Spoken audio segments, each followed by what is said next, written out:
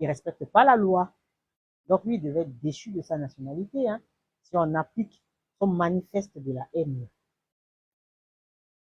notamment celles qui régissent les conditions d'entrée et de séjour des étrangers en France, et enfin justifier d'une autonomie financière pérenne. Ça, c'est normal. Il faut travailler, avoir un bon salaire pour pouvoir vivre en France, c'est normal.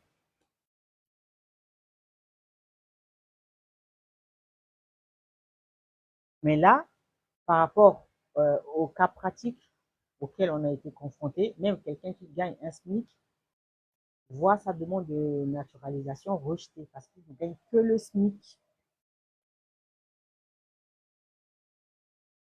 Purement un manifeste de la haine, hein. Ce n'est pas une circulaire, hein. Assimilation à la communauté nationale. Là, la communauté, on n'a pas dit communauté nationale, communauté française dans son ensemble. C'est plus large que cette notion que lui il entend. Je ne sais pas si on lit la même chose, quoi. Hein?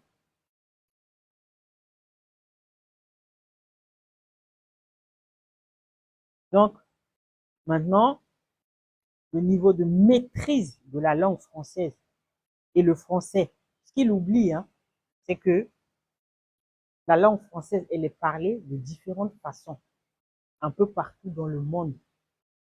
Ce qui fait la force de la langue française, ce sont ces différentes façons de parler le français. Au Québec, on ne parle pas le français comme on parle français en France, hein. Ah non, hein.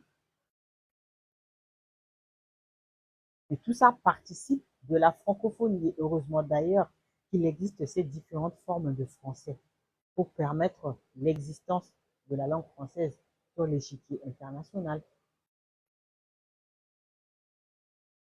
Et aussi le niveau. Donc maintenant, pour être français, il faut passer un diplôme de français. Pour devenir français, il faut passer un diplôme de français.